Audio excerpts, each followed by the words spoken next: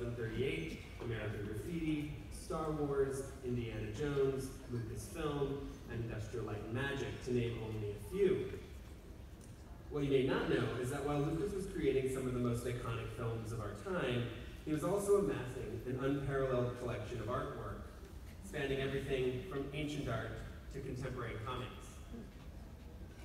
With this collection at its core, he and his wife, Melody Hobson, president of Ariel Investments, as well as a collector and philanthropist, decided to create the Lucas Museum of Narrative Art that is now under construction in Los Angeles. This morning's presentation, the three of us on stage, the founding curatorial team of the museum, will offer a broad overview of the project, and in particular, the art and artifacts that make up its unique collection. Many of the artworks and images you will see today have not been shown publicly before, and we are excited to share them with you. We hope and expect that much of the museum's content will come as a surprise. And I also want to say that we're only 3 people on the museum team, and we really do want to acknowledge the rest of the museum team, as well as those who were able to come today. We really are grateful to have you in the audience. So Comic-Con is an ideal venue for this conversation, given Lucas's relationship to the convention. One of the earliest promotional events for Star Wars happened here in 1976, and as you can see, there are quite a few more people today than there were then. The Comic-Con audience, including all of you, have shown an incredible dedication, not only to Lucas and his films, but to narrative art more broadly. This presentation will offer a whirlwind tour. We will cover a lot of content today, but you are only seeing the very tip of the iceberg. We plan to speak about 30 minutes, and we'll save time for questions at the end for any of you who may have them. We thought we would start by talking a bit about ourselves, because many, if not all of you, are probably thinking, who the hell are these people and how did they end up on the stage? I'm Ryan Linkoff. I joined the team in July of 2018 as the museum's first curator, almost a year ago today, exactly. I've often said that if you input my training experience and interests into a computer and output a job description, this would be the job. I studied art history at Berkeley before I moved to LA to pursue a PhD at USC, where I entered a program that combined art history, cultural history, media studies, and cinema studies. I eventually wrote a dissertation, recently published as a book, on early paparazzi photography. My first job was at the Los Angeles County Museum of Art as a curator in the photography department. I then helped initiate the exhibition program at the Academy Museum of Motion Pictures, a film museum set to open next year in LA. The Lucas then represented the perfect mix of art, photography, cinema, and popular culture that held a great appeal for me, and that's really how I ended up here today. My name is Anastasia James, and I'm also a curator here at the Lucas Museum. Prior to joining the team, I held curatorial positions at the Contemporary Jewish Museum, Queens Museum, and the Andy Warhol Museum in Pittsburgh. I'm an American art scholar, and my research focuses on both under-recognized and popular figures in the American avant-garde from 1940 to the present.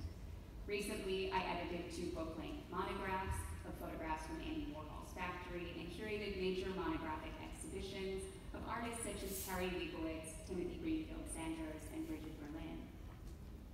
While in San Francisco, I was the organizing curator for the Stanley Kubrick exhibition, which some of you may have seen. It was a 1,200 object traveling exhibition that covered the breadth of Kubrick's practice, beginning with his early journalistic photographs and continuing through his groundbreaking directorial achievements of the 1950s through the 1990s.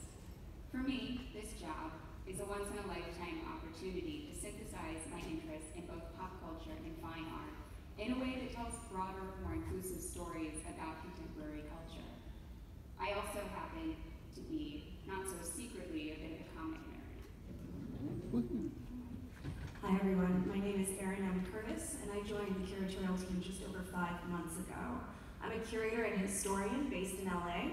My work looks at American culture from the 1850s to the present with a focus on immigration, race, and gender, particularly in Los Angeles. Before coming to the Lucas, I worked at La Plaza de Cultura y Artes, which is a small Mexican-American history museum in downtown LA. And there I curated shows on everything from Chicano murals to Mexican-American baseball. Before that, I was working at the Skirball Cultural Center, the National Museum of American History, and a few other museum gigs as well. I've got a PhD in American Studies and an MA in Public Humanities from Brown University, and I'm really, truly thrilled to be working at the Lucas Museum. What it allows me to do is bring my thinking about American culture to bear on a really unique art collection in new and exciting ways, and it's just great to be here. Just over a year ago, we broke ground for the Lucas Museum in South Los Angeles in an area called Exposition Park, which some of you may be familiar with. Here is an aerial rendering of our building situated in the park, which contains many other cultural institutions, including the California Science Center, the Natural History Museum, the California African American Museum, and as you see here in the background behind the museum, the Los Angeles Coliseum. As construction continues, we are proud to say we are deeply committed to contracting with small and local businesses that are owned by women, minorities, and veterans, and also employing individuals who belong to local labor unions. Our building, designed by renowned architect Ma Young-sung, is a 5-story structure that includes, among many things, a restaurant, a cafe, a library, a retail shop, 2 state-of-the-art cinematic theaters, and both temporary and permanent exhibition spaces. In addition to the building, we will be developing approximately 11 acres of green space around the museum in this historically park-poor area of Los Angeles. Once you step inside the museum, you will feel that you've been transported to another world filled with stories for exploration. Here is a rendering looking into the lobby towards the public elevators that will transport visitors up to the 4th floor galleries. Both futuristic and timeless, the museum will feature experiences that enhance your visit, designed to be your guide on a journey through the collection, and we look forward to welcoming you here in just a few short years.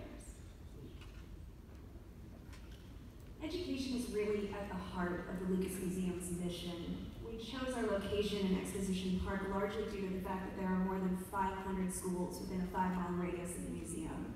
Our education department designs programming to enhance the public's understanding of narrative art, to offer accessible entry points into the collection for all audiences, to create new opportunities for interpersonal connection, and to inspire the next generation of visual artists and storytellers.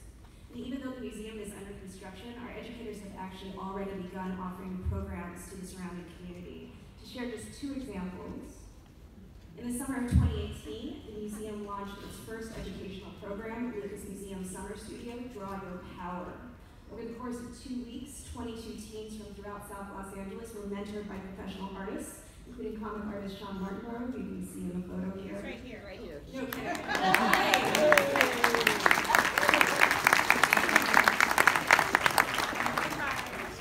So Sean and others helped these teens to create their own comics, and it was a fantastic first program for us.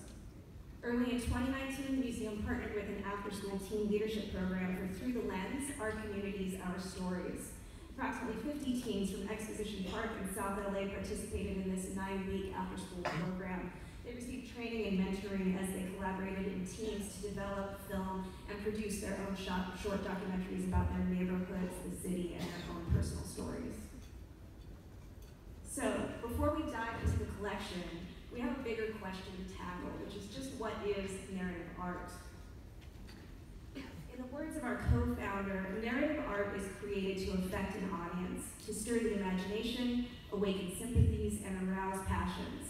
Narrative is one of the oldest and most important impulses in art. It is also the most popular form of art. Tracing the arc of narrative art reveals how culture is created, reinforced, and then compelled to evolve. Each work of narrative art offers its own story, and taken together, narrative forms the larger story of our shared humanity. To break this down to its simplest form, narrative art is art that tells a story. At the Lucas Museum, what matters is the kind of story that an artwork can tell and the effect that that story has on people. What we aim to do is to help audiences understand that everyone has their own story to tell, and that art is an important tool that everyone can use to tell their diverse stories. So the main focus of today's discussion is the museum's collection.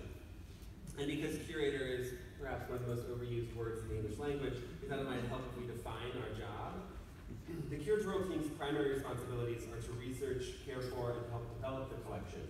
and also to propose exhibitions and accompanying publications, and that's been our focus since we came together as a team several months ago. In the process of researching the collection and imagining how it might be installed, we have had the distinct pleasure and privilege of working closely with the museum founders. Artwork by artwork, we have made our way through the entire collection, and we've already started to make selections for the inaugural installations. We are working with a physical model, which you see here, to start laying out the artworks in the museum space. Please indulge us with this kind of inside baseball image, showing the three of us working with someone you might recognize as we collectively paste scale artworks into a model. Very riveting work. This work is still in its earliest stages, so you truly are peeking behind the curtain of the project.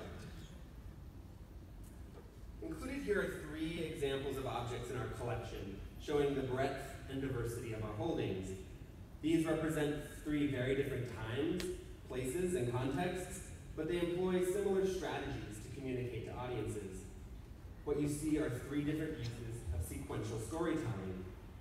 In the case of the ancient Greek vase, the viewer circulates around the object to view a story from the classical pantheon. In the large altarpiece panel, the sacred story of the Virgin Mary stretches across an expanse of devotional space. In the case of the comic book, a more modern version of this, designed to be handheld, we see the distinctive sequence of frames describing dynamic action. These works illustrate that the desire to tell visual stories, both fantastical and factual, unites cultures around the world and across time, and has taken all manner of forms. We recognize that this type of comparison, flattening distinctions of culture and context, might ruffle the feathers of many art historians and curators. This comparative approach to visual culture is key to the uniqueness of the museum, its collection, and its exhibitions. We are attempting to eliminate the hierarchy between so-called high art and commercial art, placing them on the same plane. While many museums pay lip service to this kind of inclusive appreciation of visual culture, we are truly unique in making it central to the museum's identity. Our first and primary task was to survey the collection and put it into comprehensible form. In the broadest possible terms, we have broken down the collection into 6 categories, which you see here. These are large, fluid categories, but they do provide us with a framework for understanding what is contained in this diverse and unorthodox museum collection. The first category material in the collection is, well, you can tell by the title, immense, encompassing all of the world's artistic output from the dawn of humanity to the middle of the 20th century. So, attempting to summarize this is no small task. While it is vast in terms of scope, it is also the smallest subset of the collection in terms of numbers. The presence of this material emerged out of the museum's expanding mission and its transformation since it was initially conceived. The museum has taken on a larger and larger mandate to include the history of the world's narrative art forms. Given that, this is a key area for growth going forward. We are looking to expand across time and geography in the coming years. The earliest works in the collection date from ancient Egypt and classical Greek and Rome, including this hieroglyphic tablet, the earliest work in the collection, and this impressive Roman floor mosaic. The intricate tiling depicts the grape harvest, an important event on the Roman calendar. The viewer is invited to proceed around the perimeter. It measures 10 by 10 feet, and it was originally embedded in the floor, and thus the visual narrative forms a kind of continuous loop. These ancient works express the basic grammar of visual storytelling, which would take innumerable forms in the centuries to come. Jumping ahead, just another millennium and a half, in our path through human history, we have an excellent selection of work from the 15th to 17th centuries representing Christian iconography and biblical narratives. The piece on the left by master painter and printmaker Albert Dürer was produced shortly after the invention of the printing press. It is an early version of an artwork that was disseminated widely. Mass reproduction is a common theme across the collection. Many of the works you see today were intended for popular distribution. The strength of the pre-1900 holdings are European paintings of the mid to late 19th century. We have strong examples of what was known at the time as history painting, which was the most renowned and revered form of painterly expression in artistic circles of the day, prized for its vivid action and almost photographic detail, representing significant events from ancient, medieval, and modern history. This was visual storytelling on the grandest of scales, and there's also something kind of cinematic about the scale and scope of these works. We also have a significant selection of work by the poster artist Alphonse Mucha, one of the first truly commercial artists. His product and theatrical poster advertisements were widely distributed at the time and continue to be some of the most reproduced and recognizable images in the history of art. And you might recognize these from any number of places, a dorm room, a dentist's office. But the real true heart of the collection is American art, particularly art of the 20th century. What makes this collection unique is its eclecticism and variety, and it is truly unlike any other museum collection. On the one hand, we have artworks that were closely allied to the European art and storytelling traditions of the 19th and 20th centuries. Even these, however, tend to be images that have had an oversized impact on the American visual vocabulary. Emanuel Waits' painting, Washington Crossing the Delaware, is an icon of American art, and due to its endless reproduction in various media, it has appeared in every conceivable reproducible medium, including on coinage. It has helped to forge an image, even a myth, of the early republic and the founding fathers. Art of the American West is a central feature of the collection, including works by leading artists in the genre, including Frederick Remington. Images such as this, with the immortal tropes of cowboys and cavalry, have created an iconography that is still with us today.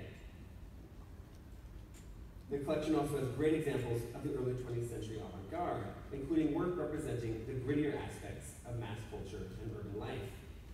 Much of this work focuses on popular entertainments, such as boxing, shown in this image by George Bellows, or nightlife, including this piece on the right by a central figure in the Harlem Renaissance, Archibald Motley. And these two images are among my favorites in the collection.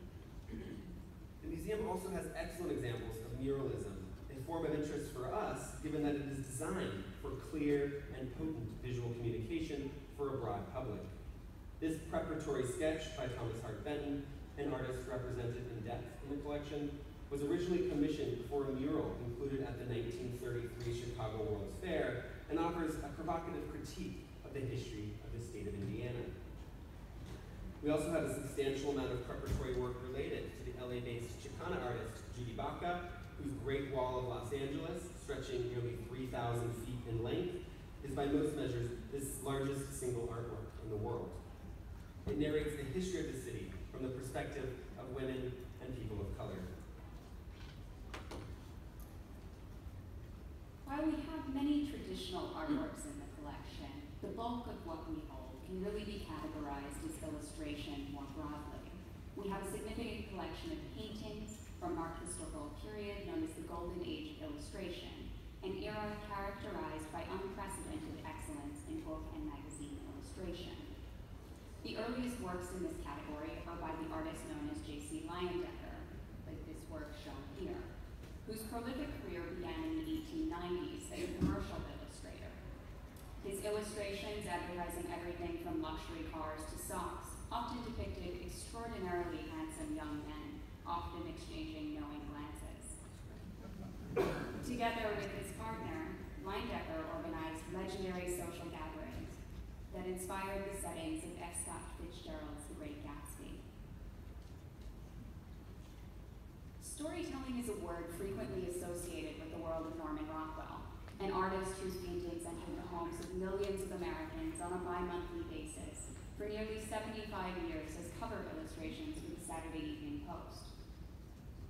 Rockwell was praised for his ability to evoke the essence of a complex narrative with a single image. One example of this in our collection is this painting, Roadblock, from 1949, in which Rockwell deliberately organized the elements of the composition to converge at the dog, sitting in the center of the image, the roadblock, conveying the thought of his narrative instantaneously. The manner in which Rockwell executed his most ambitious paintings, with models and elaborate sets and costuming, is often compared to film direction, resulting in paintings where single image stories stand as moments in a larger overarching narrative in which preceding and subsequent events are visually implied. Examples of this can clearly be seen in After the Prom and Couple in Rumble's two images which I'm sure you have seen many times before. The museum also boasts a large number of works by N.C. Wyeth, who in his 4-decade-long career created over 3,000 paintings. The storybook shown here is an excellent example of his belief that convincing illustration must conjure the spirit of adventure. It is also worth noting that as a realist painter at a time when photography began to compete with his craft, Wyeth's illustrations were designed to be understood quickly, with powerfully imagined renditions of the characters and their surroundings, which is certainly the case in this illustration, commissioned for Robert Louis Stevenson's pirate tale, Treasure Island. And last, but certainly not least in this category, we have a number of paintings by the celebrated artist Maxfield Parrish, an illustrator known for his distinctive, almost neon, saturated hues and his idealized neoclassical imagery. On the left, we have Parrish's masterpiece, Daybreak, which was commissioned in 1920 for the sole purpose of reproduction, to be distributed to the American public as a print, much like many of the works in our collection of which we have the original paintings. In 1925, as many as 1 in 4 households had a Daybreak print on their wall, which is truly phenomenal if you think about it. Similarly, the image on the right, Ecstasy, was also commissioned for the sole purpose of mass reproduction. In this case, for Edison Lamps for their annual calendar. Much of our collection of American illustration falls into a few key thematic areas. The majority of our holdings deal with themes pertaining to American history, culture, and daily life in the 19th and 20th centuries. So these include works that we might think of as having helped to create a dominant visual narrative of these times, such as the Norman Rockwell pieces you just saw, or these two pieces, which, when you take them together, are among my favorites in the collection. On the left is a work by illustrator and muralist Stephen Dohanos called Model Home. This piece clearly references Grant Wood's American Gothic, but it updates it to reflect the social customs of 20th century suburbia. Another more recent work on the right that can be read as an answer to American Gothic is the piece by Kadir Nelson called Black Gothic.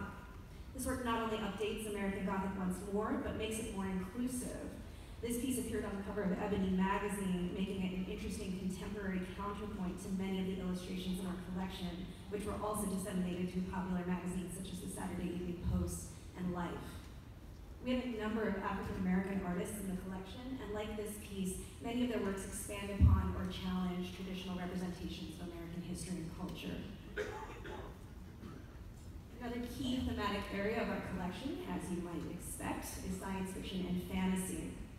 Our holdings span the history of these genres, including original early illustrations from novels such as Enrique Correa's 1906 visualization of The War of the Worlds by H.G. Wells. This piece is admittedly not American, but we really wanted to share this with you today because it's one of the earliest science fiction pieces in our collection. We also have original illustrations from the early science fiction magazines that help to define a genre, such as this piece created by Howard V. Brown for the magazine Thrilling Wonder Stories. Brown also illustrated covers for other early science fiction magazines such as Science and Invention, Astounding Stories, and Startling Stories. Works created for mid-century pulp science fiction magazines are also well represented in the collection.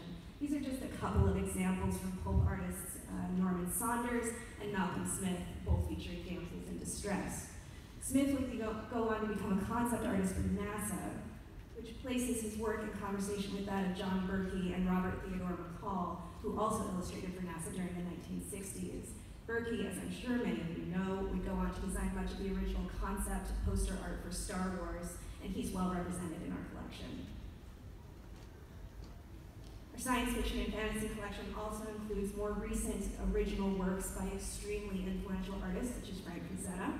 We have the original artwork that he created as the cover for an edition of John Keel's The Mothman Prophecies, and Frazetta is really credited with redefining how this and other characters have been visualized. We also have a number of original works of fantasy art by Jeffrey Catherine Jones, who Frank Frazetta once referred to as, quote, the greatest living painter. So you've undoubtedly noticed by now that a pulp sensibility underlies many of the illustration works that we hold, and this can be traced across a few more thematic areas of the collection. We have original cover and interior illustrations for various kinds of pulp novels and magazines, including mysteries and thrillers. Also action and adventure, including pulp westerns. And pieces like this original Morton Kunstler cover illustration on the right provide a really interesting counterpoint to the art of the American West in our collection that you saw a bit earlier. Another notable focus of our collection are our holdings of European and American children's book illustrations from the 19th and 20th centuries. These pieces represent well-known nursery rhymes, fairy tales, stories, and characters such as Little Red Riding Hood and Goldilocks and the Three Bears, both illustrated here by Jessie Wilcox Smith. She was one of those prolific women illustrating in the early 20th century and is well represented in our collection. We also have representations of the Snow Queen and the Little Mermaid, famously depicted here by the French-British illustrator Edmond Dulac. And in addition to representing some of the best-known stories and characters, our collection of children's book illustrations contains examples from some of the best-known artists who worked in the genre. We do have an original John Tenniel illustration for Alice in Wonderland, and a few of Beatrix Potter's drawings for her famous series of children's books featuring characters such as Peter Rabbit. We also hold several of E.H. Shepard's drawings for Winnie the Pooh, and works by one of my personal favorites, Arthur Rackham, who was regarded as one of the leading artists during Great Britain's own golden age of illustration. And here we have one of his illustrations for Kenneth Graham's The Wind in the Willows. And although this area of our collection focuses largely on works produced in the early 20th century, we also have illustrations featuring characters from more recent works. These include another favorite of mine, Maurice Sendak's Where the Wild Things Are, which he wrote and illustrated in 1963. The book was inspired by everything from classic films such as King Kong to characters that Sendak encountered during his Jewish upbringing, and it is one of the most acclaimed children's books of the 20th century. And it's just such a delight to work with pieces like this.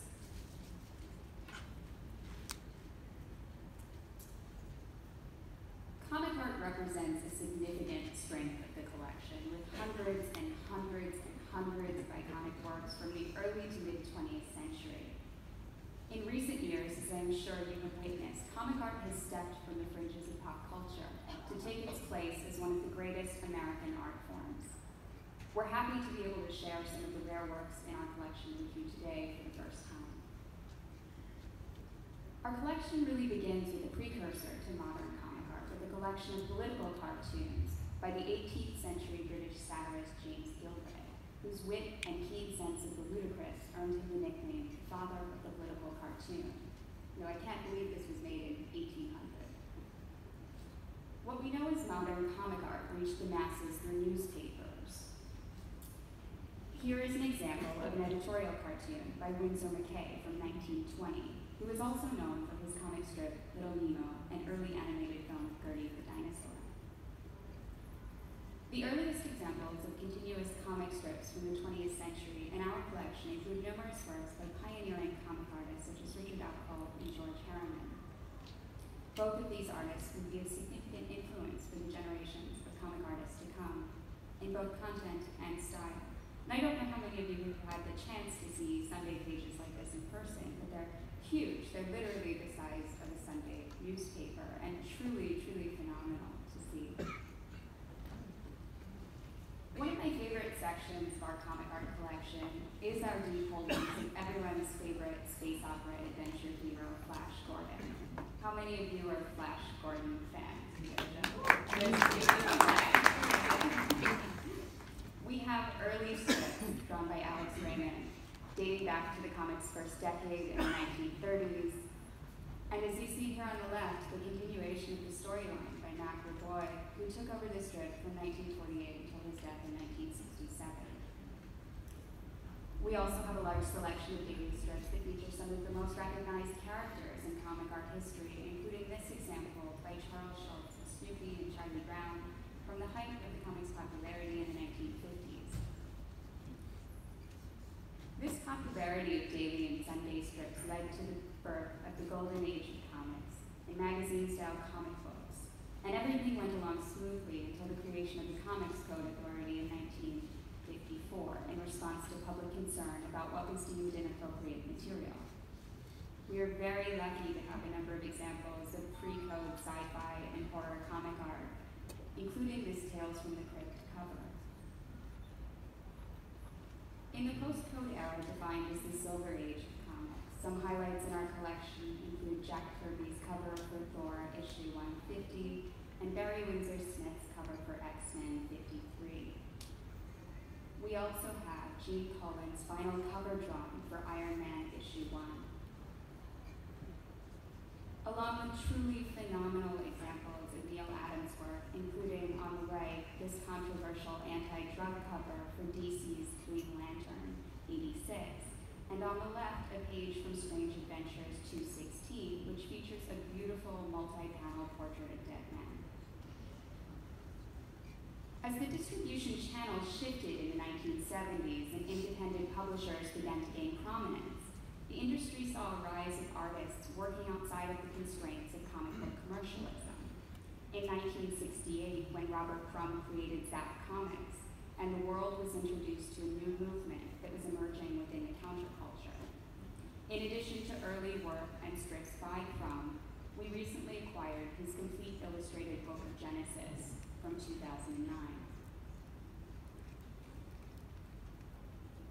Two of my absolute favorite artists who rose to prominence in the 1970s are Bernie Wrightson and Jeffrey Catherine Jones, who together with Kaluta and Windsor Smith formed the legendary communal workspace called The Studio in New York City.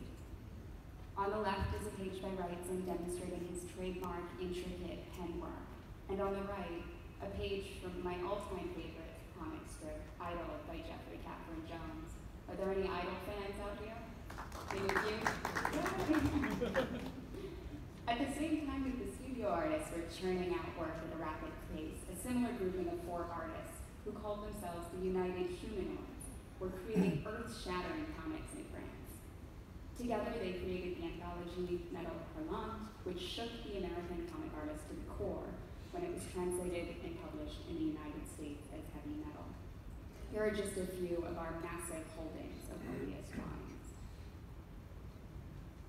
In recent years, we've added a number of contemporary works to the collection, including pages from Alison Bechdel's 2006 graphic memoir, Fun Home, which addresses themes of sexual orientation and gender roles, among other issues. And a complete set of original drawings from Chris Ware's The Last Saturday, a comic novella which appeared every Friday in The Guardian for 54 weeks. The museum houses an impressive collection of photography, including many of the key works in the history of the medium.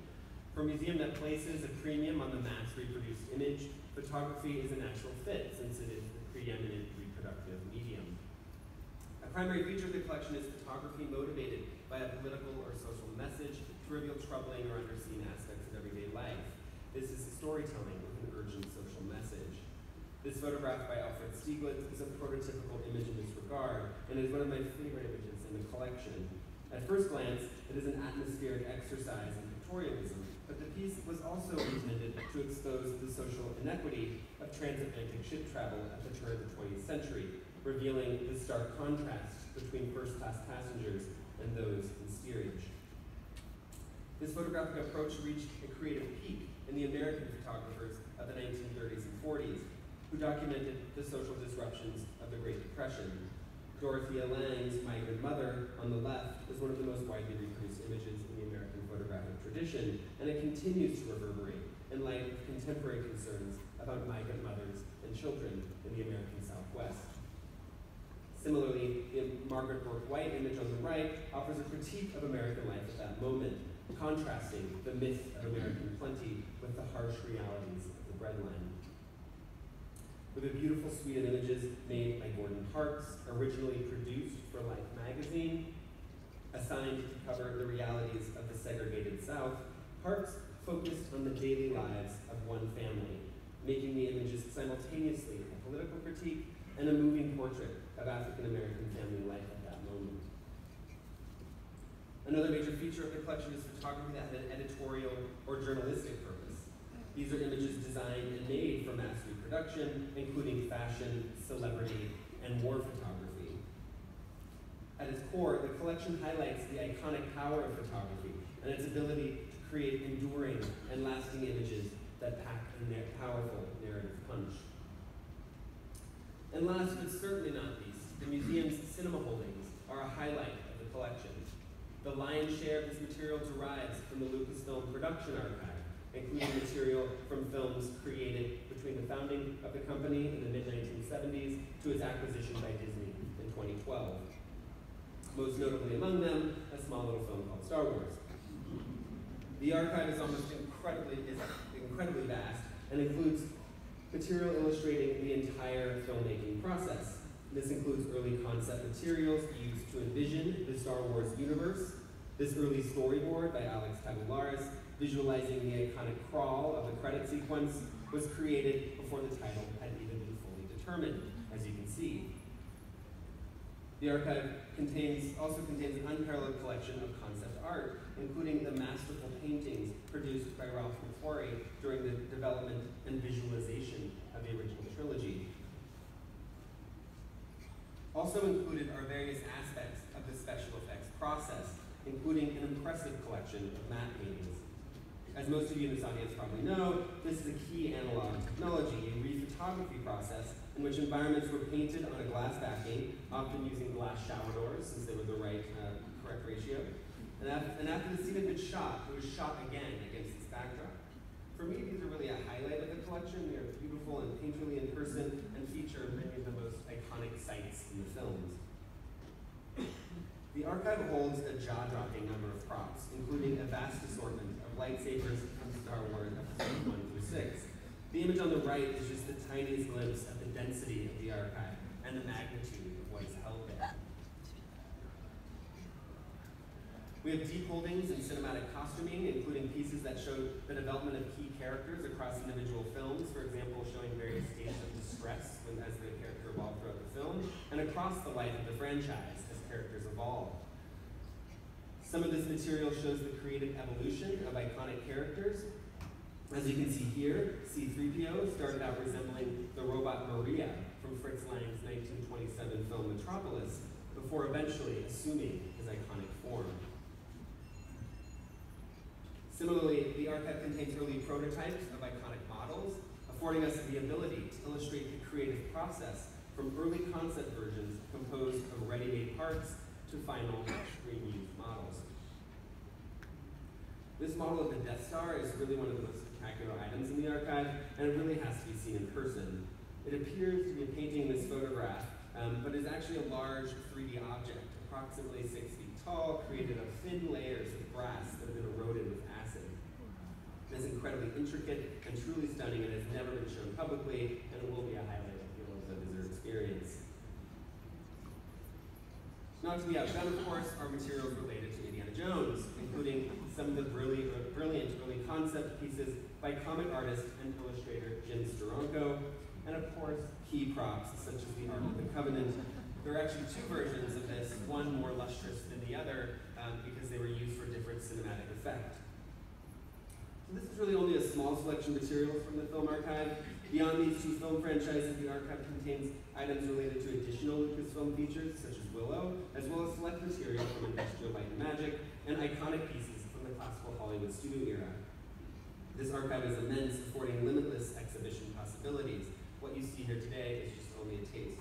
We hope that many of you make your way to the museum to see all of these objects and artworks, and the many, many pieces we have not had time to show. And that concludes our behind-the-scenes tour. We'd like to thank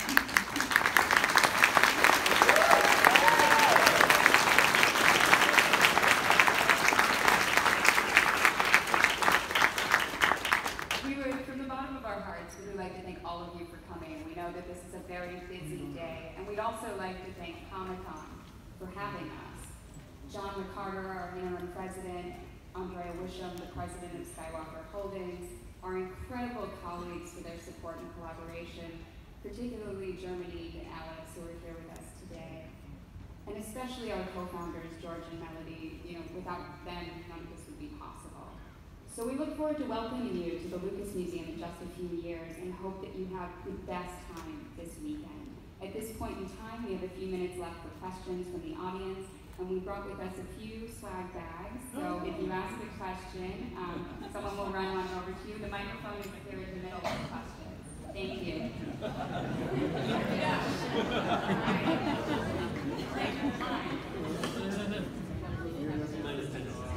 So, a lot of museums offer opportunities to not only buy things like illustrated copies of the artwork, perhaps something signed by George Lucas himself.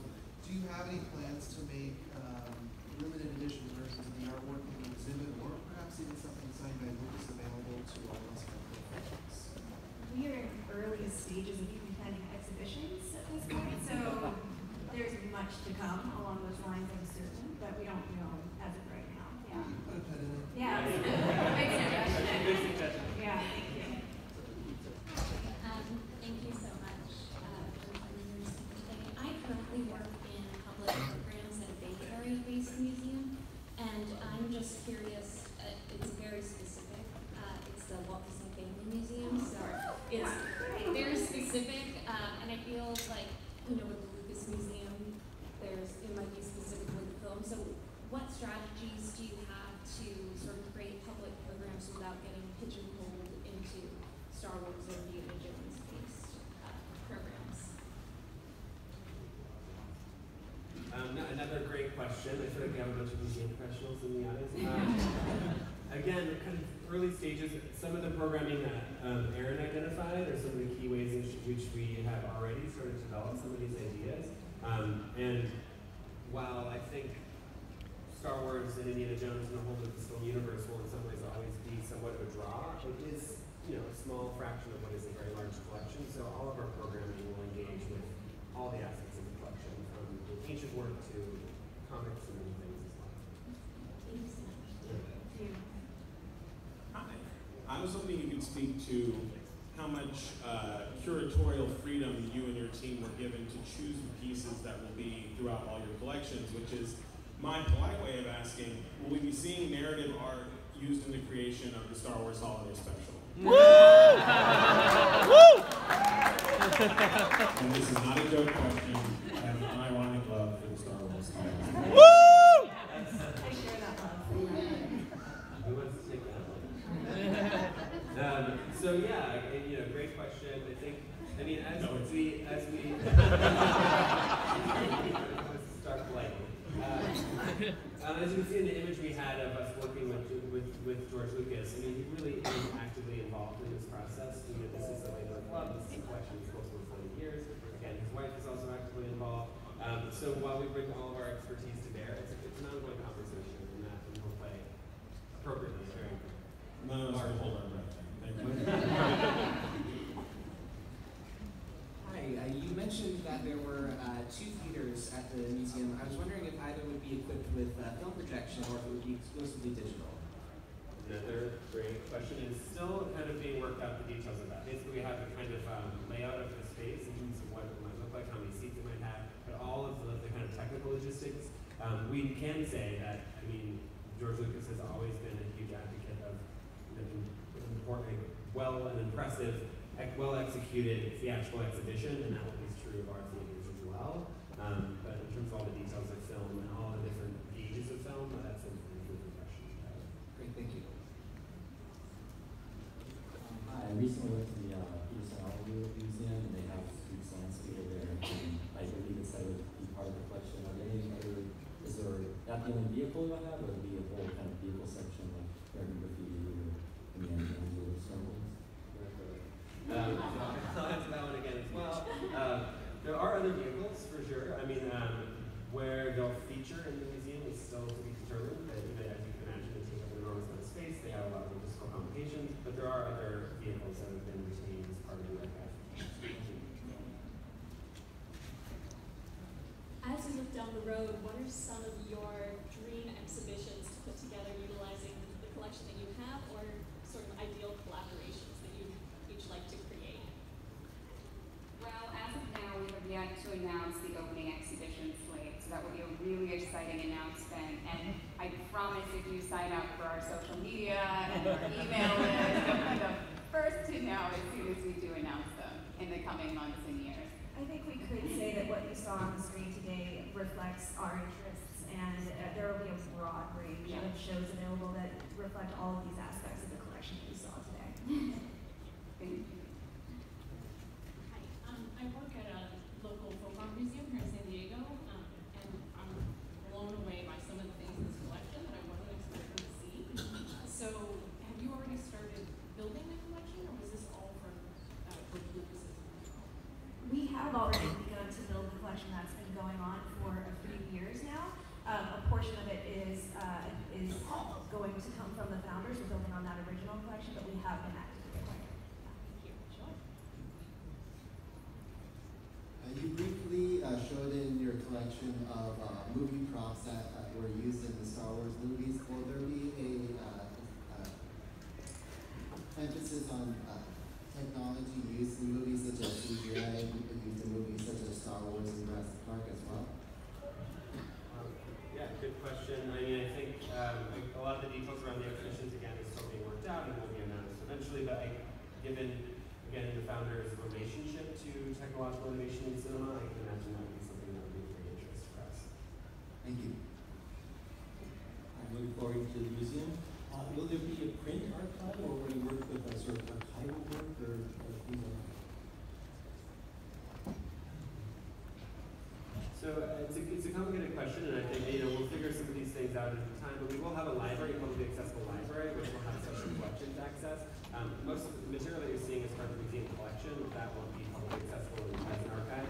But we do, I mean, given the fact that a substantial amount of our museum collection is with this film production archive, we have a lot of material that has a kind of archival component, and we're presuming that that will grow as we continue to acquire. Hi, thanks for the presentation. I had a quick question. So it seems you have an educational sort of outreach program as part of your museum, and your emphasis is also science fiction. So I was wondering if in the future you were maybe thinking about acquiring science art, meaning there's a lot of actually artwork that has been done to communicate science, and they're actually visually very challenging because you're trying to convey information that's sometimes complicated.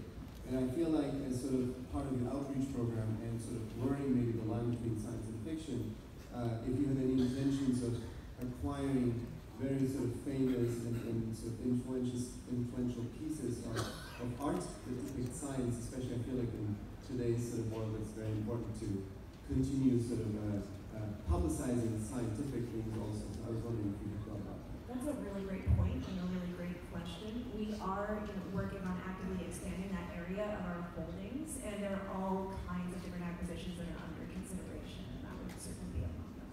And specifically to your point of educational programming, we are looking at many, many different types of innovative programming ideas in education, ways of educating, so it will certainly be something that factors into what we're doing. Hi, I'd love to ask the nature of the relationship with the Brussels Comic Book Museum, and seeing if you guys are planning on expanding it all into European comic books, as they've had a lot of to do with these basis to comics in general. Sure. We're actually building our networks now and starting to collaborate with museums and talking to people all over the world. So stay tuned again for our future collaborations, because I'm sure they will be very exciting for all of you. Thanks. Looks like we have time for one more question. Yeah. All right. Pressure's on me. What's George Lucas's favorite Star Wars item in the collection? I don't think he's identified one. So, we'll just... We'll ask. We'll ask it. Can I get the answer? Next year. Holiday special. Thank you. Thank you all.